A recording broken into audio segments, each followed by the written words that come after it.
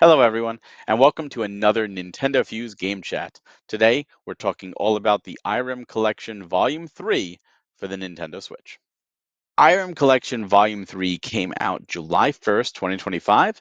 It was published by Games, and full disclosure, they did provide us a review code, so thank you very much for that. Now, collections are groups of three different old school shmups from back in the day. And this time we've got a series of three games. We've got Mr. Heli or Battle Chopper, Mystic Riders, and Dragon Breed. So we're going to go through each of the games. But to start off, we have Mr. Heli or Battle Chopper. It is a quirky shmup where you are a chopper. This debuted in the Japanese arcades back in 1987. It's a multi-directional, what they call a cute 'em up. Lets you pilot through inventive stages filled with puzzle maps, hidden paths, massive bosses. You can mine crystals, earn cash, and upgrade as you go through each stage. And what's really interesting about this particular release is that there's actually two versions of the game included. There's Mr. Healy, which is the Japanese name, or Battle Chopper, which is the American name, the arcade version. So you get the English or the Japanese version. But in Japan, they ported it to the PC Engine, or as we know it in America, the TurboGrafx 16. And what's really cool is you also get that port. So you get to see how the arcade original is and how well the port works on the TurboGrafx 16 or the PC Engine. So, Steve, let's start with you with Battle Chopper. Yeah, I think when I first started it up, I mean, we had chat, offline, and I remember you saying, "Hey, there's cheat codes, and so you can turn those on." And I was like, "I'm not using those at the beginning. Why would I use cheat codes? That's for cheaters. I'm not using cheat codes." And then I got into this game, and holy cow, it is difficult. It is. I'm sure the game was meant to steal my quarters. In fact, this applies to all these games, and they're difficult. And so it took a little bit to get used to the controls in the beginning, especially because bombs are needed to clear the bricks under your chopper, and I had no idea in the beginning. And I kept running into things like, how do I shoot below me? This makes no sense. And so you finally, hit enough buttons and you realize like, oh, you have to land the chopper, then you can let the bombs go. Unless you're playing on the Mr. Healy's, the TurboGrafx 16 one, then you can press a button that just launches them anytime, which I thought was weird. But yeah, it's somewhat difficult when they're firing from all angles at you, like all the time, and the enemies will respawn. Like you can't just clear out an area and they're like, okay, I'm good. No, they respawn. They keep coming for you. So it's really tough if you want to grab every crystal and every upgrade because you're getting shot at from every angle all the time. So I started with the normal mode, and but if casual though, you must push the left stick in and insert credits, which is not intuitive. So that there's a couple quirks here. I'm like, oh, like I just happened to I pushed everything on my controller. I couldn't get the game to start. Oh, I have to push the left stick in. So I thought I'd lock the game up. I was like, how do I start this thing? But then the auto scrolling stages are also rough and a little bit of a pain because you can't backtrack off screen. And so that means that sometimes you can get easily stuck in an area and then you're just going to die. If especially if you don't know what's coming next and you're like, oh, I'm going to go over here for this thing. And then, oh, I can't get out because this green scrolling and now I'm dead. But when I finally loaded up the cheats, I was like, okay, I'm done with this. I'm dying way too easily. I get to turn the cheats on.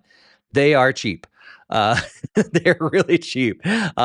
However, important to note, the cheats don't turn on initially, at least not all of them. I thought I was like, this invincibility thing is dumb. I'm still dying. So then I turned on Infinite Lives. I died with one shot. I had no idea what was going on. Then I read in the instructions for the cheats, it says that you must or you should close down the game and restart the game for the cheats to work properly. And when I did that, finally worked, no problem at all. So that was fun. I was able to beat the whole game, and I was just flying through things and just having fun and enjoying it.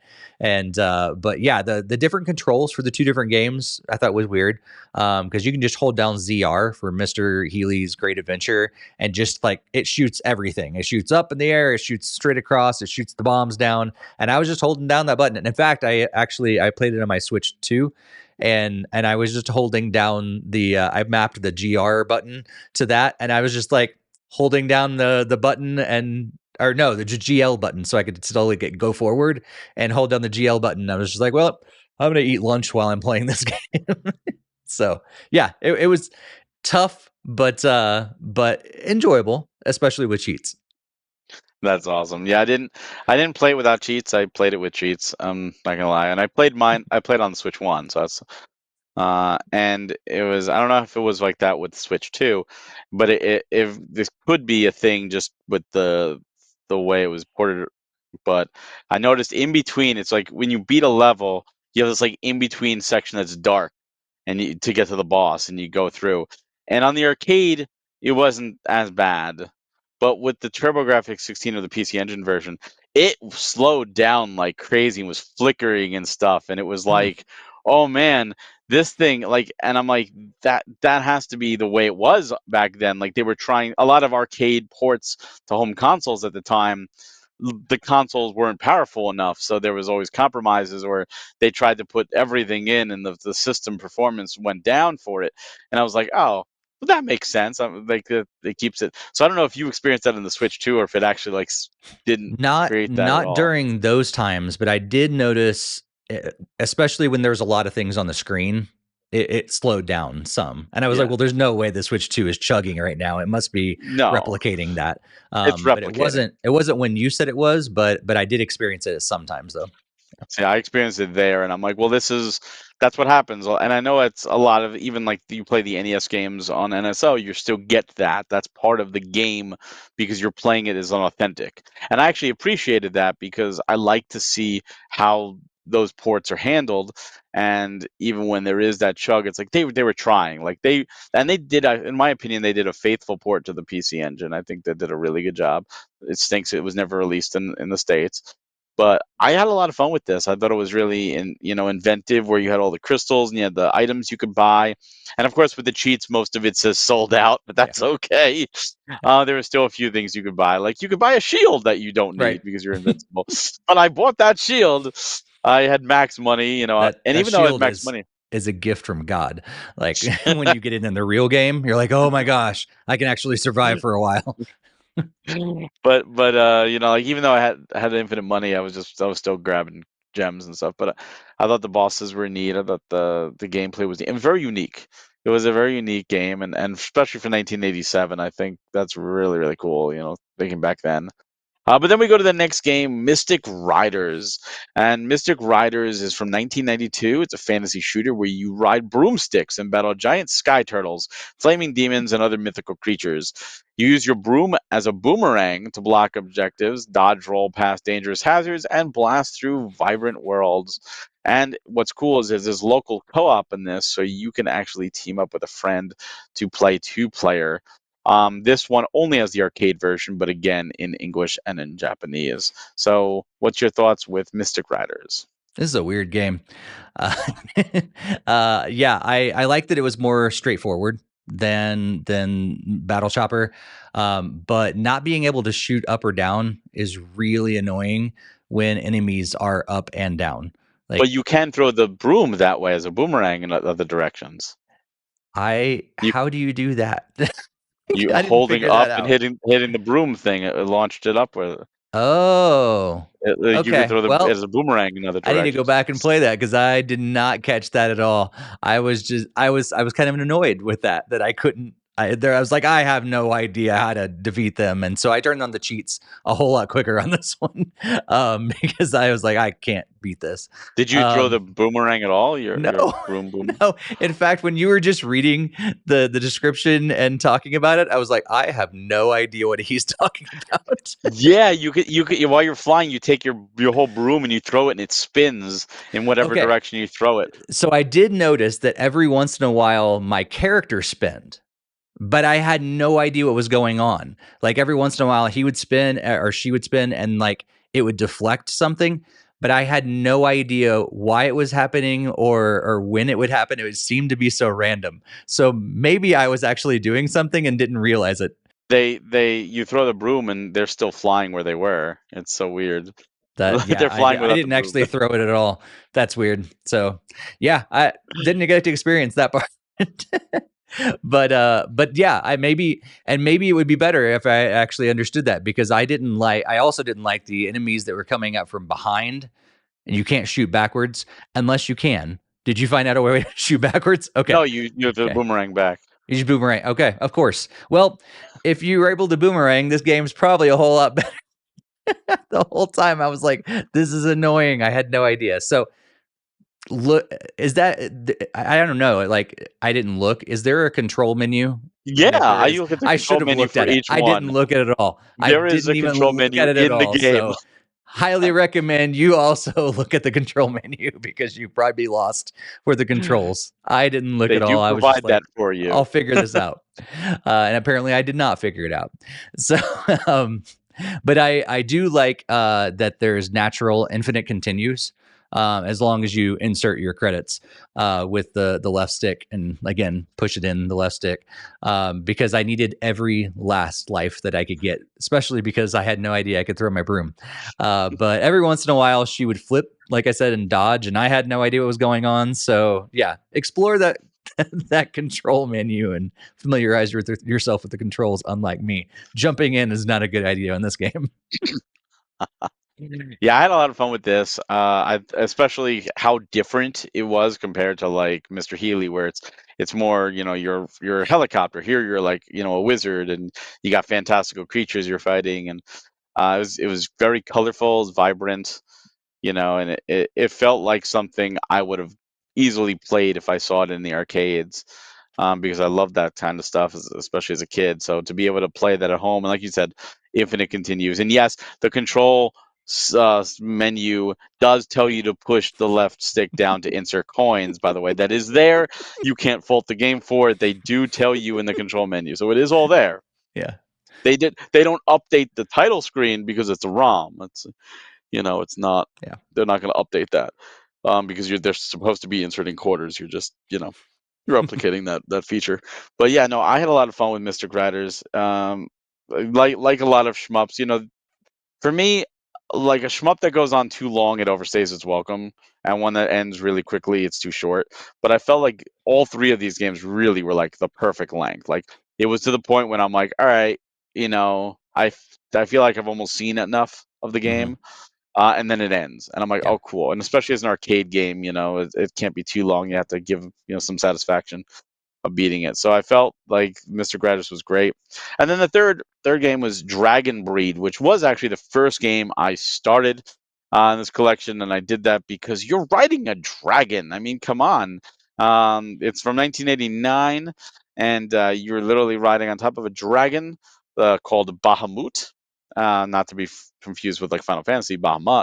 And this dragon can shield you from danger and scorch everything in your path. It's like R-Type meets a fantasy apocalypse with wings. You get different power-ups so to fire different moves, whether it be fire, whether it be electricity, whether it be ice. And if you have the cheat codes and you get that electricity, I hope you do not get seizures, because I wanted to use that power, but I just couldn't, because boy was that bad. Mhm. Steve, what are your thoughts on Dragon Breed? This is my favorite of the three, hands down, Yeah. for sure. And I played it third. I played it last, and so I was building up to this. And as soon as I booted this game up, I'm like, oh my gosh, this is worth the whole thing right here. Yeah, I like riding the dragon. It's fun. It's a different take on a shmup. Being able to ride the dragon, and the fact that the dragon can't get damaged, so you can use that to your advantage. Being able to like fly into enemies and wrap around them with the tail and all these different things it's a really cool mechanic that I have not experienced in other shmups that I played up at this point. So that was really fun, and there were some issues. I may chalk it up to the fact that I didn't know the controls. So there's some power ups that I couldn't get to in the beginning, which was weird.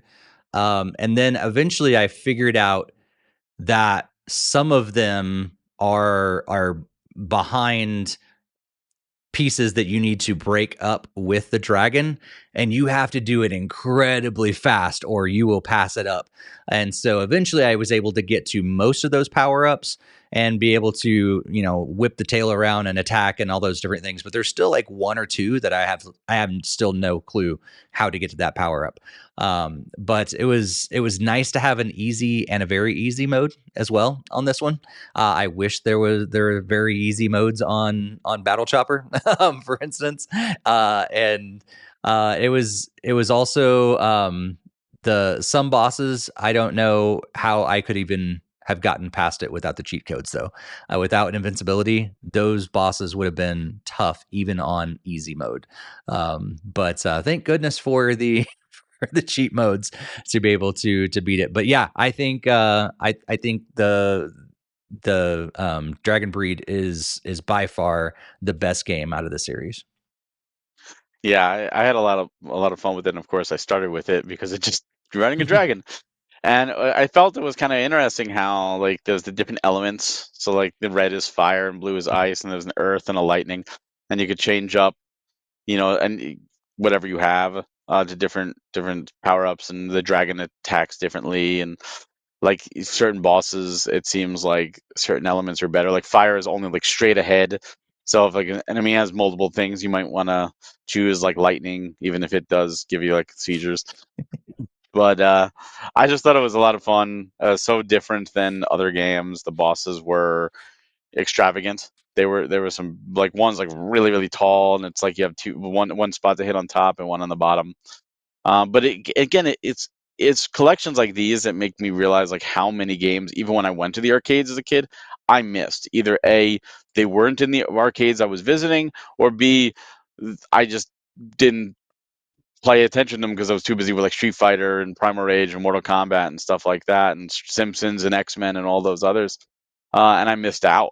And thanks to collections like these, I get to go back and I get to experience them, especially the arcade Yeah. versions, in addition to the console ports with Mr. Heli as an option.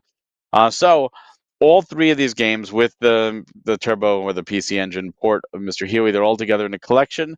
It is $24.99. Steve, is this something you would recommend at $24.99, or is this something you wait for a sale or pass? What do you think? Yeah, I think part of it just really depends on if you're a fan of retro games and you're a fan of shmups. I think yes, go for it. I think you're gonna find a lot of fun stuff. You might find some things like us that we overlooked these originally, and now it's cool that I've played this and I have the ability to go back to it if I want to. I don't know, like the cheat code thing is kind of a it's a pros and cons in there because like I'm glad that I have it because I could actually beat the game, but now I'm not that diehard of a fan that I have to go back and now beat it without the cheats now. I'm like, nah, I beat the game. I'm good. And I can move on.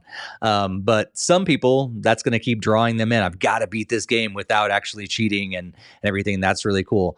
I like that there's also a rewind feature is nice to have it in there. Especially when you soft locked it like I did in Battle Chopper one time with the cheats. And my copter got stuck and I had no idea how to get out. And the online rankings. We didn't talk about the online rankings. Those are also thrown in. That adds to the value of the game as well. For all the classic modes of the game, like I'm actually first in the world in Battle Chopper right now, mainly because No. I was probably the only one to play Battle Chopper, and I didn't get very far at all. But I'm currently number one. Maybe now that the game's out, not so much, but for a time I was number one. But yeah, I think all those things added in. If you're a classic gaming fan, if you're a shmup fan, definitely check this out. If you're on the fence, just wait for a sale, for sure. But if those things don't excite you at all, you're probably not even watching this video. So you can skip it like you skipped this video. But for those that are into it, definitely worth it. But if you're on the fence, wait for a sale. It's probably bound to happen, and then you can get it then. Yeah, I can agree with that. It would have been nice to have all the Irem games in one giant collection instead of three separate collections, having one giant with like 15 games. But they broke it up this way, and I I think they added enough to justify it as a shmup fan, because it's not just a here it is a blanket game. You're getting the cheat codes that are optional. You can choose. You're getting like you said, the leaderboard. You're getting the rewind feature. You're also getting the option to use turbo or not with each button, because when you go into the controller setup, you could actually change them to turbo if you want, I which really is need to really play cool. around with these controllers. Yeah, you can make it turbo, so you don't even have to like hit it multiple times. Just hold it down, and you could choose to have it or not have it. Love that they give you these options to do it. And again, they took the time. They could have just made the arcade versions, but they added in the Mr. Heli PC Engine console port. I think that's really cool. You get to experience, different versions of the game. And again, a lot of these games are probably missed. So if you're a shmup fan and you've never got a chance to play these games, or you missed out on them, then it's definitely worth it. If you're like Steve said, on the fence and you're not about the shmups, then you could always wait for a sale. And like Steve said, if you don't like shmups, if you don't like shmups and you're watching this video, thank you for watching the video. We really appreciate you, and I want you to leave a comment in below saying, I watched this video and I'm not a fan of shmups, because that would be cool. I want to know who you are.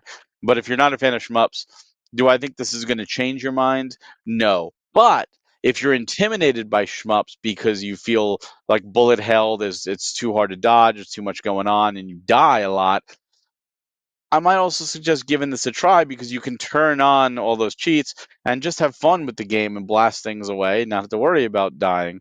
So there's that positive there too. But just to recap, Irem Collection Volume 3 did come out July 1st, 2025 from In Games. And again, they did provide us a review code. So once again, thanks for that.